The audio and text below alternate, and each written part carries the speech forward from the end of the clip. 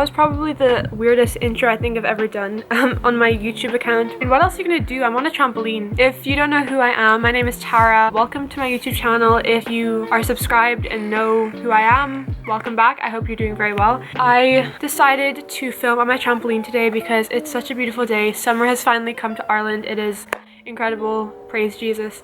Today I'm talking about a topic in life that is affecting us all if we're still living and breathing, and that is the topic of growing up. Whether you're 6 years old or 60 years old, you're growing up. And I wanted to talk about this topic because I also am growing up. Yeah, I just want to talk about different issues because I'm now in my summer holidays from school, and I'm transitioning over into my final year of secondary school, which is crazy. I can't believe it's actually happening. Since I'm on my summer break now, I've had a lot more time to reflect, and just looking back on my last couple of years of life. I know that a lot of other people struggle with this whole thing of growing up, and some of my friends are turning 18 now, and we're all freaking out together because it's if you're 18, that means I'm gonna be 18 soon, and I don't know how to deal with that. I wanted to create this little YouTube video and just try to talk about some of the things that are associated with growing up, how to maybe better understand that, and also just have a conversation about it. We can all, as teenagers, just bottle it up inside, and all of a sudden it's just gonna burst and overflow. Me and you were just sitting on a trampoline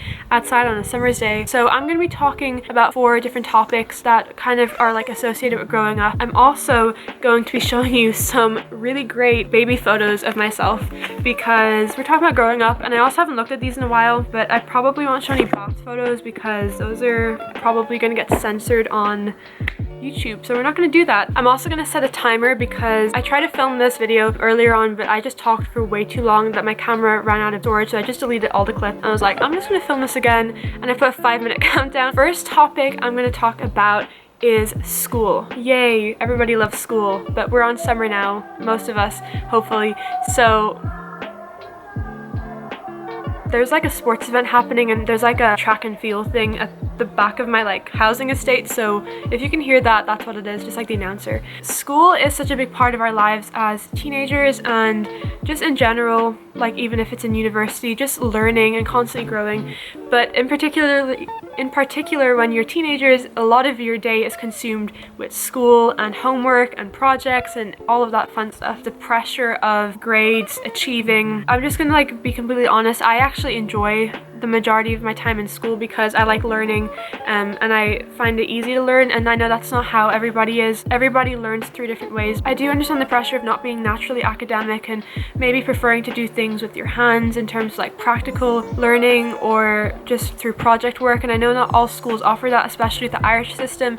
It's very read this and regurgitate the information. I would just encourage you to not let the pressure of school to get to you, and that's so much easier said than done. But I really think that if you put your mind to it, you can really try to find things that you like, even though you have to go to school until you're 18 for most people. There is still other ways that you can have a creative outlet in doing what you love. Use your time management skills to not only respect your parents by trying to do the best that you can with the education that they've paid for, but also trying to follow what you believe that you were created for. There's so many people so dissatisfied with what they want to do and just the amount of time they spend in school because they don't have that creative outlet. And if you're from a family where your parents put a lot of pressure on you to become a doctor or a lawyer when you may necessarily not want to, just really try to find a way that you can talk to them and communicate with them clearly and respectfully about what you really want to do, because parents really appreciate honesty. I think eventually you'll be able to not convince them, but just to help them see through your eyes. A lot of careers that were creative that weren't necessarily possible in the past are possible now through social media and all that kind of stuff. I would encourage you to just be respectful and respect the authority that's around you while you're young, and even when you're older, your teachers and your peers and also your parents, because they're the people who most of the time want the best for you. We need to respect that, even though it's hard sometimes. Try to make the most out of your school years because you'll really miss them when they're gone. And just coming to the last year of my secondary school experience, it's kind of crazy that how much memories I've made and how much even in the moment it seems so boring and so hard. I actually came out the other end better and stronger. So just try to learn as much as you can in school, not just academically, but also how to deal with people, and just try to make a good footprint so when you leave, you'll be remembered for something positive. And my 5-minute countdown is up right now, so I'm very impressed. I'm on time this time. So I promised you guys I'd show you some pictures. So this is my mom when she was pregnant with me. She's very pretty. She still looks like that now. She's still very pretty. And that is me as a bump. I know, I look great. My camera turned off because it was too hot. Like, that has never happened in Ireland. That is so weird. And then this is my baby scan picture. Wait, is that even me? That was in 2007. That is another one of my siblings. I don't know why that's in here. So this is what I look like on the 22nd of August, 2001. So this is me when I was born. Can you see the resemblance? So this is my dad with a ton of hair. And here is me with my grandparents, Mama and Tata. They're Hungarian. If you don't know, my mom is from Hungary. Relationships. Ooh la la. I'm not just talking about boyfriends and girlfriends and all that kind of stuff. I'm talking about friends and family, also romantic relationships, because that's part of growing up too. Expectations of relationship. From watching movies and stuff like that, we have these really high expectations in terms of like having an incredible friend group that you just do incredible adventures with, having like your dream boyfriend, when you meet them on the first day of secondary school and you're just like in love instantly and he's just perfect, and then you get married and then your family dynamic is perfect, like your parents are always getting along and you have like the best relationship between your brother and sister, and like just all of these expectations that we put on growing up from what we see in the movies. Reality does not meet expectations because movies aren't real. I still do think that relationships in all the different aspects can be amazing. They just might not come around the same way that you expect them to. There are going to be some bumps along. I don't know what that was. That's my hip hop. That's how I do hip hop. In all three of them, there are going to be some like bumps along the road and arguments with your friends. You're going to fall out with your parents, or you're going to get your heart broken. But I think that is a part of growing up. I basically have learned to set all of my hope and all of my trust on God and Jesus, because I've learned that people are going to let me down so much. And that's not to say that I don't love people around me. I do. I have incredible friends. I have incredible family. They're human just like me, and they're going to let me down at some point. And I can't put my entire heart in their hands, because they're eventually going to drop it or break it or spill something on it, because just as humans we're clumsy like that. Really try to strengthen the relationships that you have. And also in terms of like dating, don't put your whole expectations in one person or a handful of people. But you know, people are meant to enhance your life and they're supposed to better your life, but people also come and go depending on the season. So obviously family stays around forever. Sometimes we really are like happy about that, and sometimes we're not so happy about that. Friends will come and go depending on the season, and that's not necessarily a bad thing. Sometimes friends just slowly drift away because they're moving on, either like moving to a different country or you're just moving on to different seasons of life.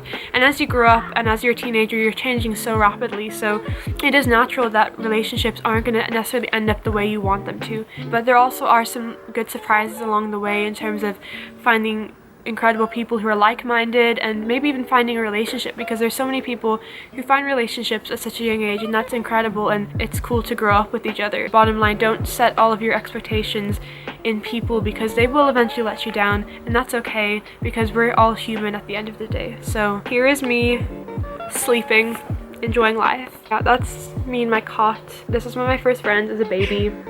We just basically said goo goo gaga to each other all day long, but we had the best chats. It was pretty great. So this is me watching an Irish rugby game, I think. This is my beautiful mommy at Christmas time. The third topic I'll be talking about is involvement. I don't know if that's the best word for it, but I just kind of meant everything that we do like outside of school. When we think about movies and we think about the things that we saw growing up and thinking about our teenage years, that it was going surfing at 2 a.m. in the morning and then having a campfire with your best friend. Incredible things that thankfully I've got to experience, similar things to that, and just like really cool moments and memories that you'll never forget. But a lot of life is actually not made up of those moments. They're actually pretty ordinary, but it's learning to find the amazing in the ordinary and trying to find opportunities to have those incredible experiences, but also to do things that are worthwhile, and not just using our youth to just be so self-absorbed and doing things that are going to benefit us, but instead trying to use our youth and the time that we have in all stages of our lives to help other people, to really try to do something that's impactful and worthwhile that will actually outlive us. One thing that has really helped me just in my perspective of making decisions is actually getting a good world view. I have been very fortunate to travel to a lot of countries at a young age, because my grandparents live in Hungary and then that's in Central Europe, so we travel around. We also helped out in a lot of camps for children who from like poor towns, and we got to help like set up like a Christian camp for them,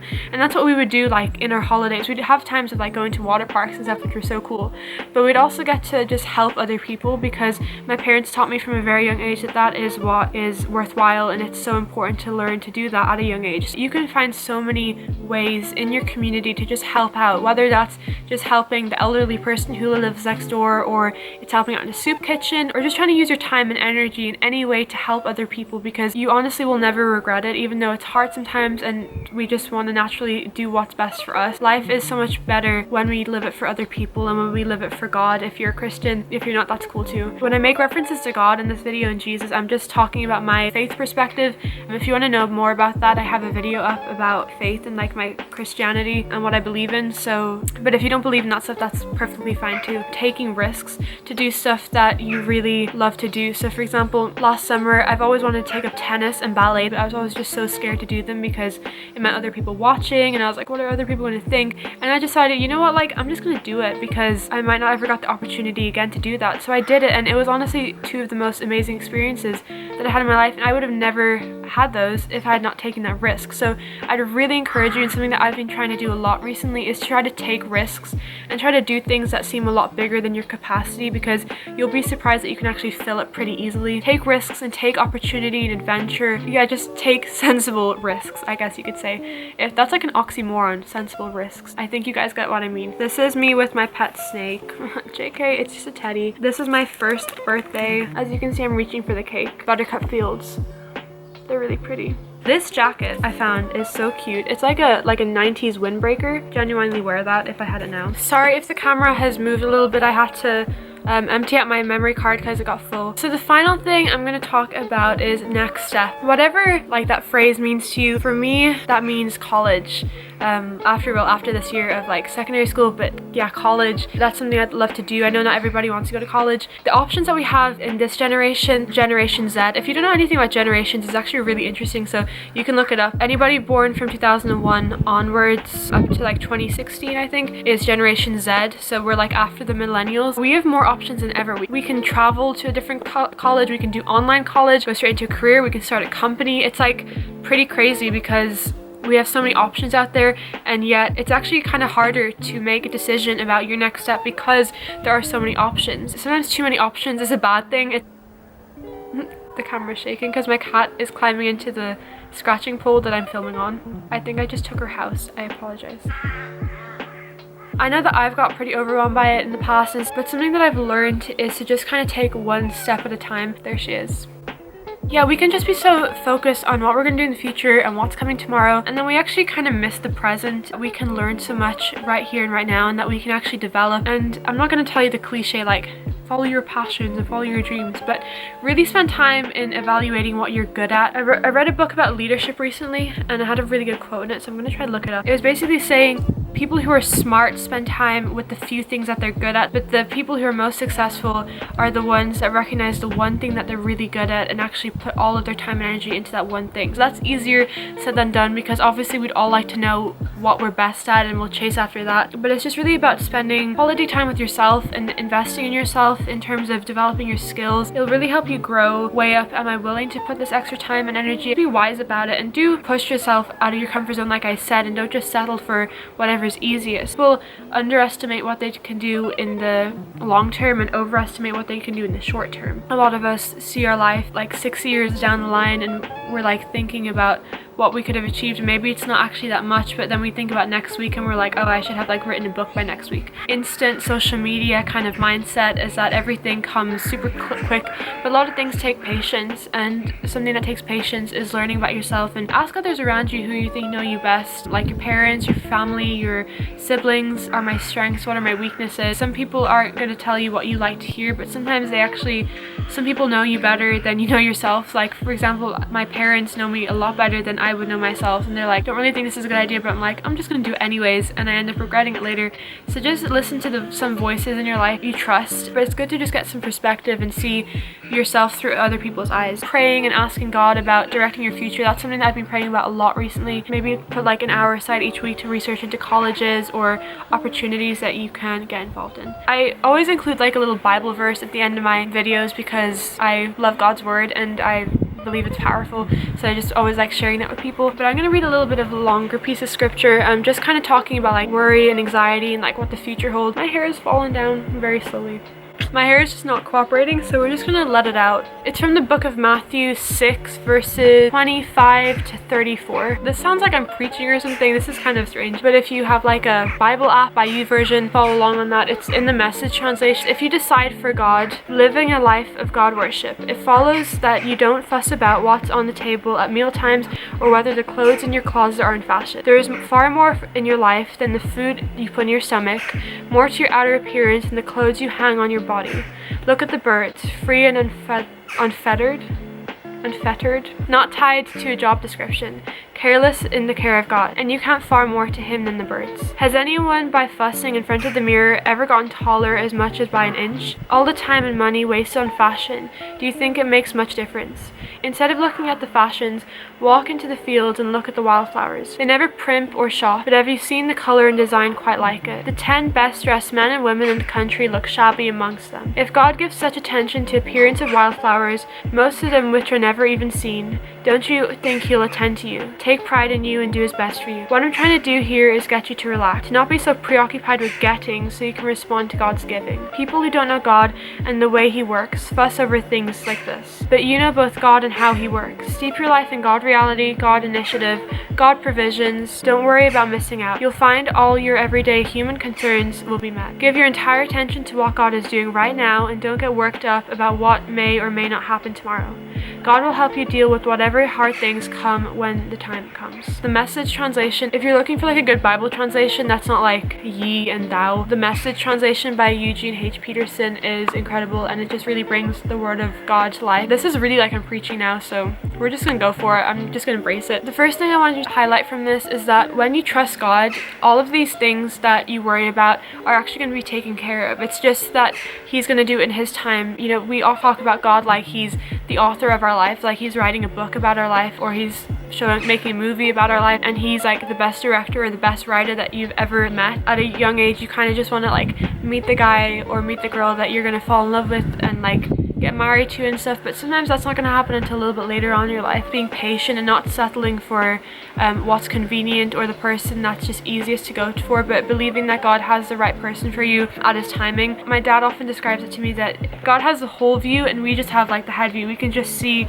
the next step and we can't see too much further on into the future for guaranteed, but God always knows what's best for us. We just need to trust that his timing is perfect. And the second one is all of us live in the world. This Bible verse talks a lot about like clothes and fashion, and there's nothing wrong with enjoying the things of getting a new outfit or going on a holiday or spending money and time on yourself and doing the things that you love. When that becomes who you are as a person, that becomes all you place your value in, that's when it becomes a problem, because we really should be placing all of our worth on God and who he says we are. So we need to make sure that we're not placing other things on top of him, because he should be our highest priority. When you're trying to find your worth and acceptance in other things, money can't buy you happiness. There's another cheesy quote, maybe you've learned that already and maybe you will eventually learn that, but that's something I'm very strong in, and I believe that money cannot buy you happiness. It can buy you temporary happiness, but only God can really bring the true joy and true happiness that will satisfy you for life. And the third thing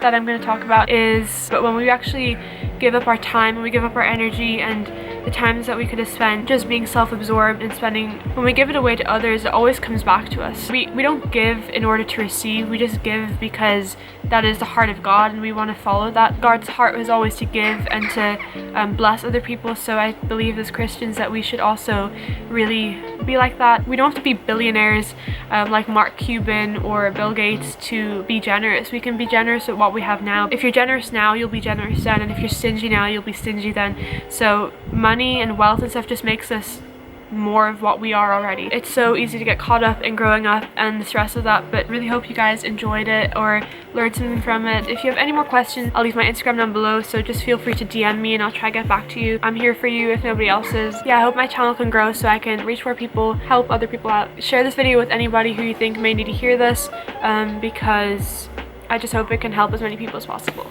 See you guys. I think my memory card is gonna run out any minute.